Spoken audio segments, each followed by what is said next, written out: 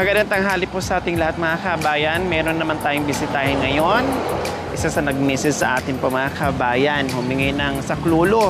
No? Sa abot ng ating makakaya mga kabayan ay puntahan natin, no? Para mabisita natin at makita natin yung sitwasyon sa pamilyang ito na nangingi sa atin ng pagmamahal. Kaya tara mga kabayan, itong madadaanan natin ay isang malaking ilog po mga kabayan. Ayan, kahit papaano ay may tubig dahil inulan-ulan na tayo, no? Mga nakailang ulan na rin tayo mga kabayan, kaya kahit papaano ay maaliwalas na yung palibot. Kaya ito, lalakad tayo, huwag lang tayo mahulog dyan sa ilog. So nandito na tayo mga kabayan. Tanong tayo dyan kung ito ba yung bahay na nag-message sa atin. May mga bata doon mga kabayan. Tanungin natin kung dito ba nakatira si Elizabeth, Nanay Elizabeth. Hello! Dito ba nakatira si Ate Elizabeth? Saan ang bahay? Ito? Nandyan ba si meron tayong nakikita mga kabayan. Ayun, may dalawang bata. Puntahan natin mga kabayan.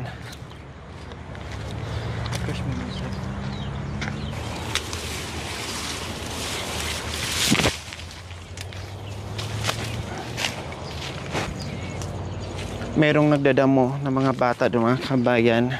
Umikot tayo dahil ang hirap ng daanan doon sa kabila. Hello, anong ginagawa nyo dyan? Ha? Anong ginagawa? Nangunguha kayo ng pagkain ng mga baka. Damo. Nagdadamo. Lahat yung nasa loob ng sako ay pagkain ng baka. Kinakain ng baka? Opo. Anong pangalan mo? John Israel G. De Guzman po. Ha? John Israel G. De Guzman po. John Israel? Wow, ang ganda ng pangalan mo. Pang artistahin, si John Regala. Muntik nang na John Regala. John Israel. Kayo yung anak ni Elizabeth G. De Guzman po. Ito na nga. Kayo na nga yung hinahanap namin. So, ang ginagawa nyo ngayon ay may alaga kayong baka. Opo. Para Pag nabenta po pambili po ng lupang pagpapatayan po ng kwan. sarili nyong baka? Pag may kwan po, pag may nahati po. Alaga lang po. Inaalagaan nyo lang. Opo. Pinaalagaan sa inyo. Tapos pag nanganak, Pag hati. opo, Unang panganak, sa amin po. sa inyo. Pangalawa, doon na sa may-ari. So, meron na kayo. Opo. Ilan na? Isa pa lang po. Ilang taon na yung Isang taon pa lang po. malaki na? Nasaan? Ganito na po kalaki. Malaki na. Nasaan na? Ando Nasa po yung sa bakan? dulo po. Malayo po kasi. Oh, Nakapastol. wow. So, ibig sabihin, lalo kayong magprosige niyan dahil meron na kayong sarili nyong baka. Opo. Ilang taon na ba yung bakang inaalagaan nyo yung nanay sa inyo? Nabenta na po kasi. Bali, ang inaalagaan nyo ngayon, yung parte nyo, yung sa inyo. 3 po yung inaalagang baka. Yung grade ka na. Grade 9 po. Grade 9, wow, ang sipag naman. Nasaan na si mama mo ngayon? Nagtatrabaho po sa Bulacan. Bulacan. Opo. So, paano yung uwian niya? Sa June 8 po. Uuwi dito. Opo. Ilan kayo magkakapatid? 3 po. Ayun po yung panganay. Nasa duyan po. Natulog po. Pati ito, bunso mong Opo. kapatid? Opo. Wow, ang sipag mo naman. Kasama mo rin sa pangunguha ng pagkain ng baka nyo. No. Anong pangalan mo, be? Jomar po. Jomar. Ilang taon ka na? 9. Wow, ang galing. Kasama mo si kuya? Ha? Nag-aaral ka din? Apo. Hindi mo namimiss si mama mo? Hindi ka ba umiyak nung umalis si mama? Hindi po. Pumayag ka? O anong sabi mo kay mama bago siya umalis? Bye-bye po, mama. O tapos anong sabi ni mama mo? Bye-bye. Nag-kiss ka ba kay mama? Nag-hug? Hindi po. O bakit? Kalimutan ko po eh. Nakalimutan mo. Pero nag-aaral ka. Opo. Anong grade mo na? Grade 3 po. Grade 3. Wow, ang galing mo naman. Sumasama kay kuya para manguha ng pagkain para sa alaga yung baka. Ano bang alaga niyo? Babae o lalaki? Dalawa pong bulog, tas isang babae po. O, yung babae sa inyo. Oh, hindi po, bulog po din. O, dapat yung orbo. babae sana, no? Para dumami. Ayun po kasi yung unang anak bulog po. O, swertihan din pala, ano? At depende. Siyempre, swertihan. Ang usapan kasi dyan, yung unang panganak sa inyo. O, ang pangalawa, babae. Paano pag pangatlo? Hindi ko lang po alam. Ay, sa amin din po, pag pangatlo. Kumbaga, alternate, palitan kayo.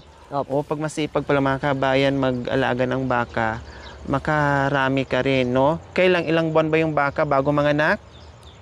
Sa 9 po. 9 na 9 months? opo. Parang ano din, parang tao din. Opo. No? Ngayon, ilang taon na yung baka mo? Isang taon po. Isang taon. So, saan banda? Nasa dulo po. Magpapakain ka na ng... Opo. Yan po mga kabayan, katatapos lang manguha ng kumpay, ang tawag sa amin dito eh.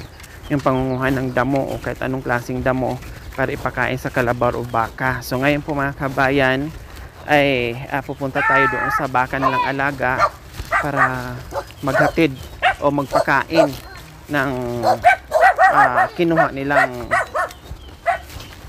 damo para doon sa alaga ng baka. Napakasipag mga kabayan, grade 9. Pero natuto na sa buhay-buhay, natuto ng tumulong kay papa at kay mama. Sa kasalukuyan nga po mga kabayan, yung kanilang mother ay nasa Bulacan, no? Diyan mo makikita mga kabayan na kahit wala yung mga magulang or kahit wala yung nanay nila. Ito po yung bahay po namin dati. Ito. Bahay po ng baka. Ginawan lang po namin ng diding. Dito kayo nakatira dati. Opo, tapos doon po kami lumuwi po. Sarili nyo na yung bahay. Hiniram lang po yung lupa. Ibig ko sabihin, yung bahay sa inyo na din. Pinagawa nyo unti-unti. Pero dati kayong nakatira dito. Opo. Ngayon, wala na nakatira. Ang nakatira dito ay baka na. Pag tag-ulan po, baka po dito. Oh, so ayan po pala mga kabayan, no? Ito po pala yung dati lang tirahan. Ngayon, kahit papaano, nakagawa sila ng bahay doon at dito na yung silungan ng baka pag oras ng tag-ulan po mga kabayan. Kasi ang baka hindi tatagal sa sobrang lamig pero tatagal sila sa matinding araw o init. So ayan po pala yung dati nilang bahay. Buti nakapagawa kayo ng bahay dahil nagtatrabaho si mama unti-unti. Inuunti-unti pong ginagawa. Ilang buwan bago natapos yung bahay niyo? 2 buwan po. O, sino katulong? Sino gumagawa? Kami po, nila papa po, tapos yung kaibigan po ni papa. Kayo-kayo na lang. Opo. Para hindi na magbayad ng karpintero, Opo. kumbaga, para makatipid. Opo. Ito po yung dayami namin sa pagkain po ng mga baka, pag tag-ulan po. Ang dami naman. Pag baha po kasi, nababaha po kasi dito pag tag-ulan po. So, kailangan mag-ipon kayo ng dayami. Iganyan nyo parang bahay kubo, no? Para pagdating ng tag-ulan, meron kayong ipakain. Opo, pag Kahit baha. ganyan, kinakain nila? Opo. Sino din ang nag-fine ng ganyan? Sila papa po. Ang dami niyan ha. Mga ilang buwan kaya yan bago maubos ng baka nyo? 3 araw lang po. Yan? Ay, 1 buwan po. 1 buwan bago maubos. Opo. Paano pag wala ng dayami? Anong gagawin? Nagdadaw po sila ng malayo. Oh, grabe. No? Kumbaga, hindi pwedeng ipastol lang yung baka. So, kailangan talaga na manguha kayo ng damo, maghanap kayo ng damo para may kakainin ang baka nyo. Opo. Oo. Katulad yan, marami namang dayami. Bakit nanguha pa kayo ng damo? Naka-prepare yan pag tag-ulan? Opo. Kaya pala mga kabay, nakikita ko maraming ganyan pag meron pala yan. May purpose po pala. No? Pagkain pala ng baka. Kalabaw, kinakain din sa kalabaw? Minsan po. Kambing. Ay, hindi po. Hindi. Kakatiin po kasi yung mga kanila, lalamunan. So, kailangan, ano lang, pang baka lang, Opo. kumbaga. So, ayan, medyo may kalayuan mga kabayan. Yung pupuntahan natin. No, napakasipag na bata. May alaga din po kasi kaming kambing. Wow, nasaan? Nandyan din po. Ilang pirasong kambing? Nasa siyam po. Sa inyo na lahat. Yung iba po alaga din. Kumbaga, pinaalagaan din sa inyo. Opo. Tapos, ganun din ang Opo. Yung una kapian po. Opo. doon sa baka. Opo. Ang sipag, ganyan dapat mga kabayan, no? Pag wala tayong kakayahan bumili ng sariling baka, kalabaw, kambing, mag-alaga na lang tayo doon sa may mga gusto magpaalaga ng Ayan po kasi sila. para magkakaroon tayo. Magtiis ka lang, magtiyaga ka lang ng ilang taon o ilang buwan para magkaroon ka ng sarili mo. Kasi unang panganak ay iyo, pangalawa sa may-ari, kumbaga palitan, salitan sila. So ito, isa sa mga kambing nyo. Opo. Wow! Siyam? Opo. Siyam na piraso? Ilang piraso sa inyo doon?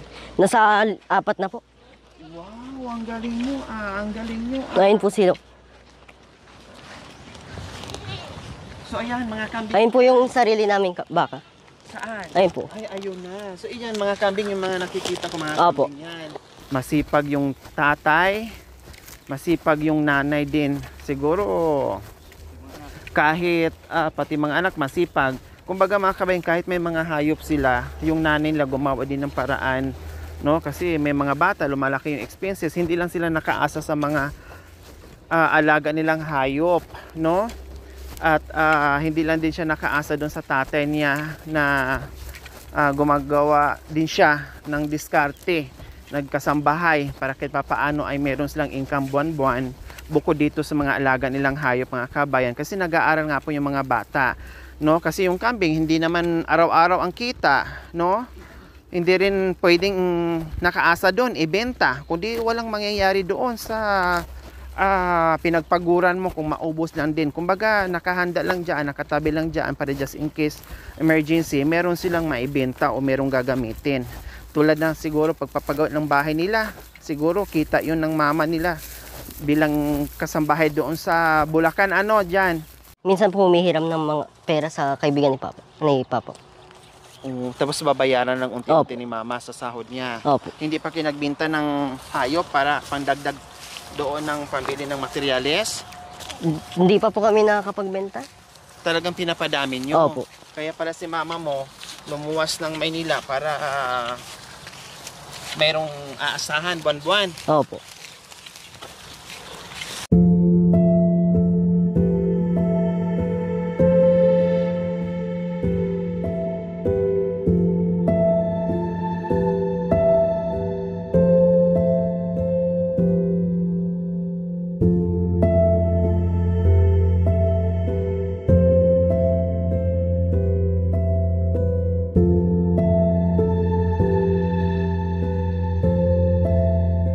So ito po mga kabayan, yung sariling baka na kumbaga naging parte niya doon kata sa pag-aalaga ng ilang buwan. Malaki na pala dyan. 1 taon pa lang yan. Pero ang laki na ha. Ayan no, ang laki na. Ilahi po kasi yung tatay. Tapos ay yung puti, ano yon? Sa amin, yung alaga po namin. Alaga, saan Opo. pa? Sa, Ito, tapos, yun nandun po. Yung malaki pong bulog doon. so 3. Opo. Yun yung nanay? Hindi po, nabenta na po yung nanay. Ay, nabinta. Ayan po kasi binenta yung buntis. nanay? Hindi na po, lumabas po kasi yung pag-anakan niya po. Okay natin na siguro yun. Siguro po. Kasi hindi na makakaanak, kumbaga. Opo. Hindi na po pwedeng magbuntis. Oo, ngayon, ang alaga nyo, puro lalaki. Opo. 2 pong lalaki. Dapat mag-alaga ulit kayo ng babae. Meron pa po dun sa kaibigan ni Papa ko po. Binili po nila. So, aalagaan na naman yun ni Opo. papa mo. O kayo naman mag-aalaga para dadami na naman at magkaroon na naman kayo ng Opo. baka muli. Opo. No? So, ayan, malaki na pala. So, ganyan po mga kabayan, kahit naka-ano sila, naka-pastol, pero hindi maasahan yung pagpapastol mga kabayan. Kasi, ito katulad niyan, puro na mga Tuyo. Tuyo, no, at malalaki na. Katulad niyan, mahihirapan, no? Mahihirapan po mga kabayan. Kumbaga hindi makaasa dito kundi dito sa kakain kasi papayat sila, no? Unlike pag yung nakapasto sila tapos natira mo sila ng pagkain, paano pala yung tubig nila? Hinahatiran din kasi Opo. yung iba hinahatiran eh. Minsan po, hinihilan na lang po doon sa bahay po doon. Doon na sila Iinom. pinapainom. Opo. Yung iba nakikita ko, yung malaking ganito, nagdadala pa sila ng timba, asin, timba, iniigiban nila, hinatiran nila dito ng tubig. Ang sa inyo, doon na lang, hinihila na lang doon. So ayan po mga kabayan, nakita natin yung mga bata na nagtutulungan magkapatid.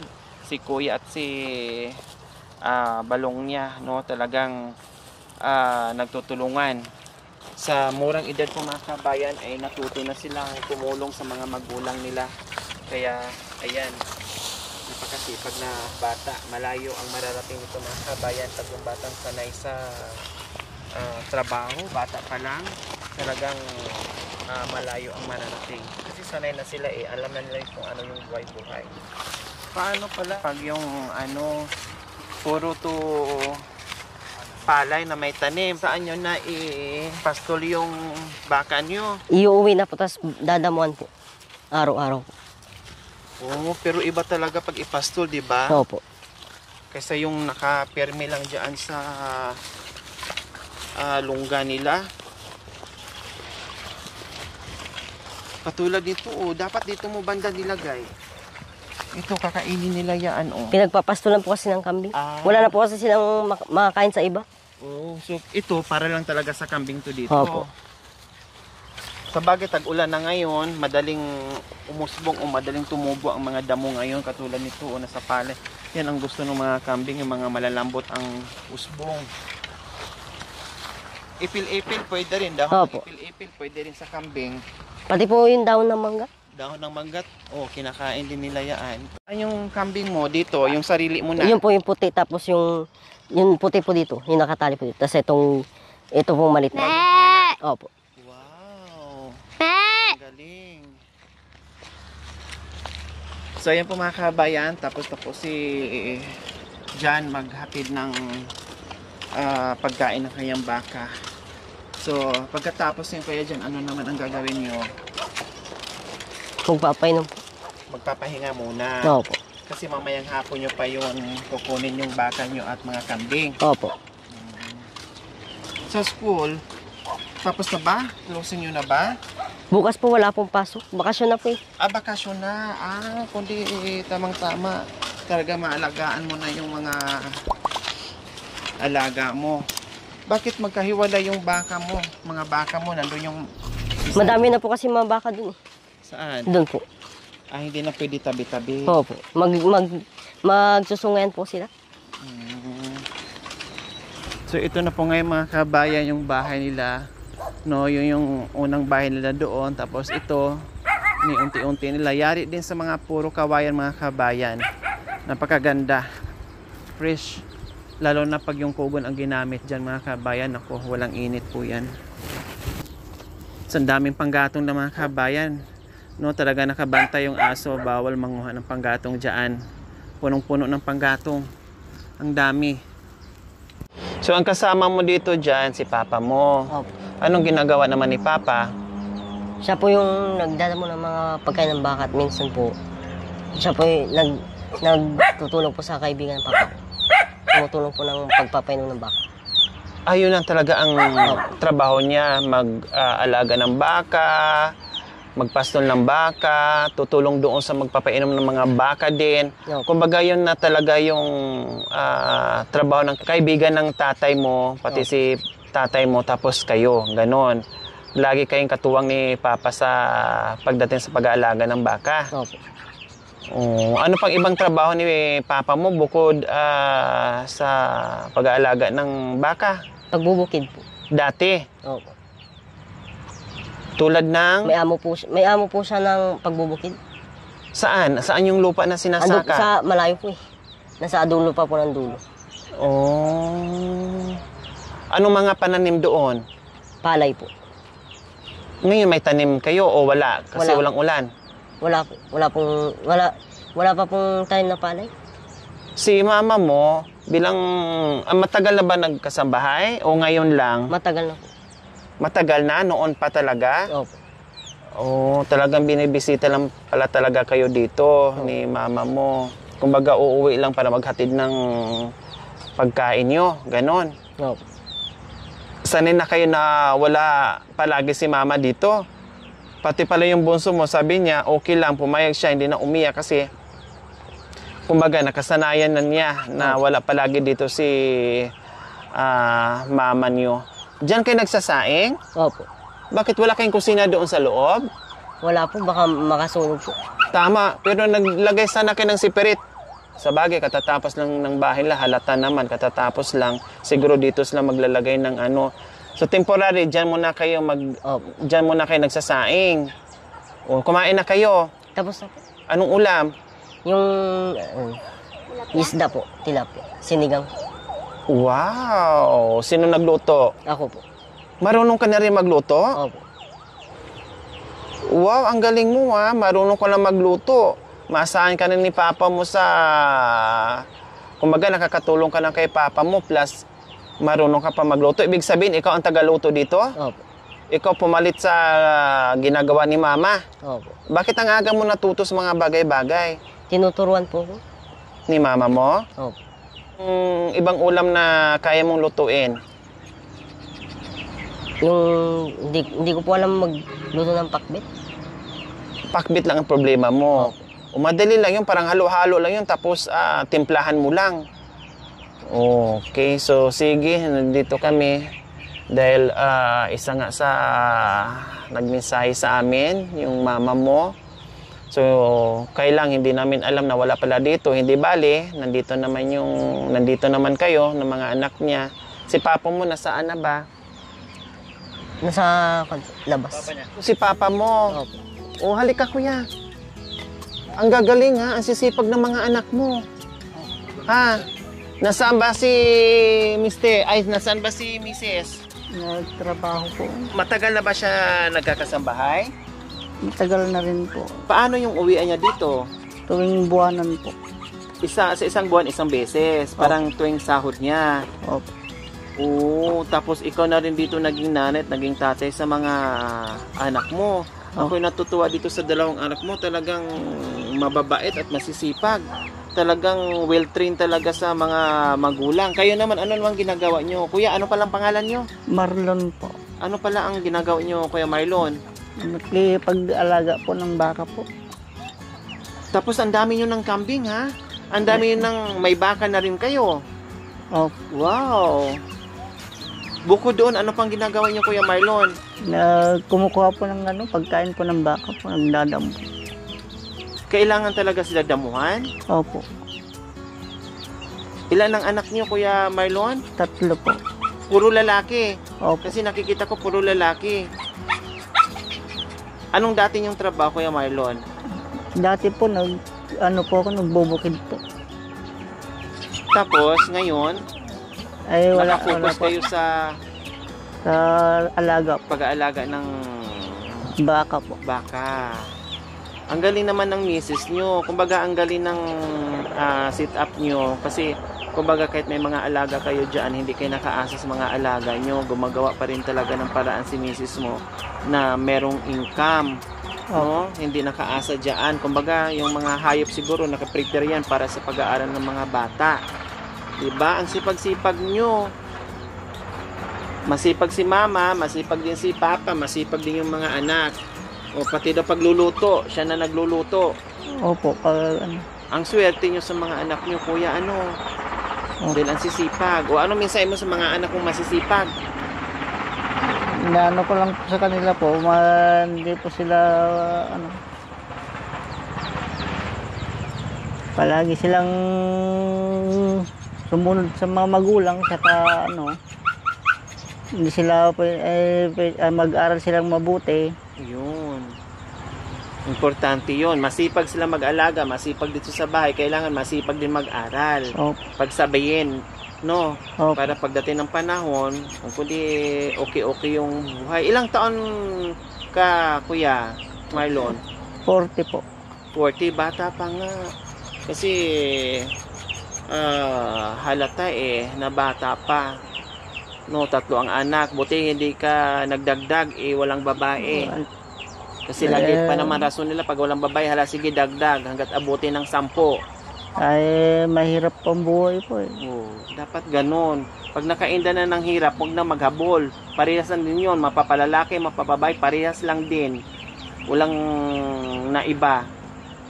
Kasi yung habol ng habol, lalong nagiging mahirap yung sitwasyon at kawawa yung mga bata. Opo. Diba?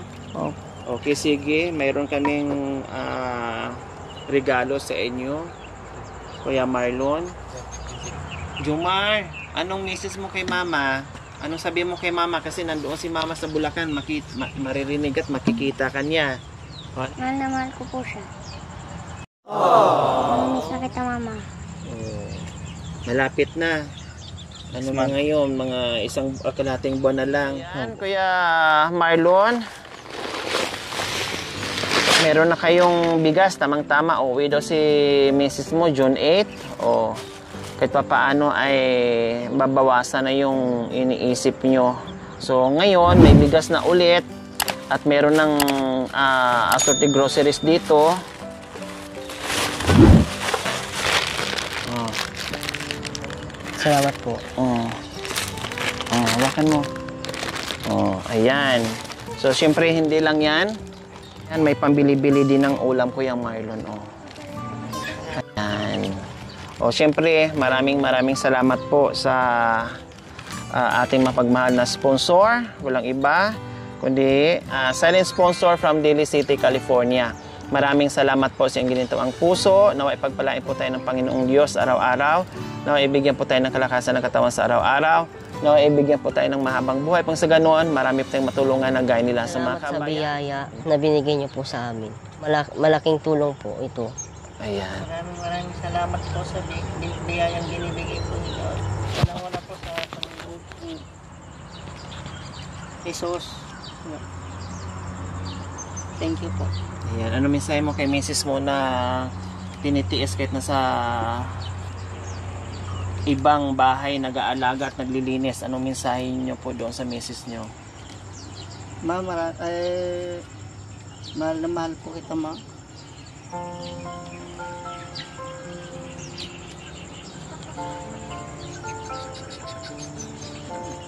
Bakit napaluha si Kuya Marlon? Mahirap ba na walang misis sa tabi, na malayo sa mga anak? Mahirap. Mahirap, iyak na si Kuya Marlon. Ang hirap nga po mga kabayan. Kahit masakit o mahirap, malungkot, alam mo yun. Tapos yung malayo ka sa pamilya mo, pero pinipilit-pilitin para sa pangarap o para sa mga bata na nag-aaral, na hindi lang nakaasa dito kay mister niya, gumagawa din siya ng paraan para meron ding pangdagdag sa kinikita ni mister. So ganun po, nagtutulungan sila. Hindi yung waiting lang, hindi yung nag-aantay lang. Ngayon ang ganda ng tandem nila kasi pati mga anak ay tulong-tulong sila sa pag-aalaga ng mga kahayupan nila. Tapos si mister ay hindi rin nawawalan ng trabaho, itong pag-aalaga. Talagang porsigido sila buong pamilya. Okay lang yan, Kuya Marlon. Importante, buwan-buwan ay umuwi dito. Buti nga, kahit paano ay nandito lang sa Pilipinas. Yung iba nga, malayo, nasa abroad. Taon-taon kong umuwi. 2 years, 3 years, or more. So, yun talaga ay napakahirap siya. Kahit paano ay nabibisita kayo buwan-buwan. Pagdasal nyo na lang na laging malakas yung pangangatawan niya, magampanan niya yung obligasyon niya doon sa pinapasukan niya, sa pinagtatrabahoan niya, pati kayo. Kuya Marlon? Okay, so ayan po mga kabayan, isa sa nag-message sa atin at napuntahan naman natin ngayon. So maraming salamat po sa ating silent sponsor from Daly City, California. Salamat po.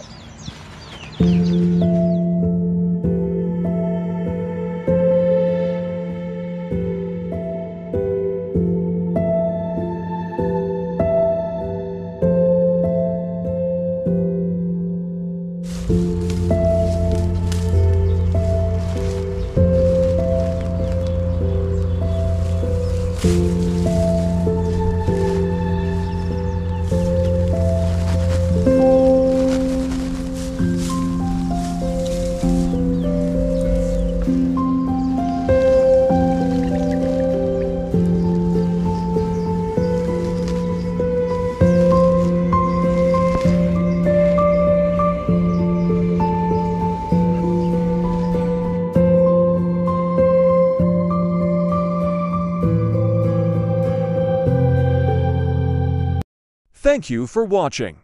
Don't forget to like, share, and subscribe.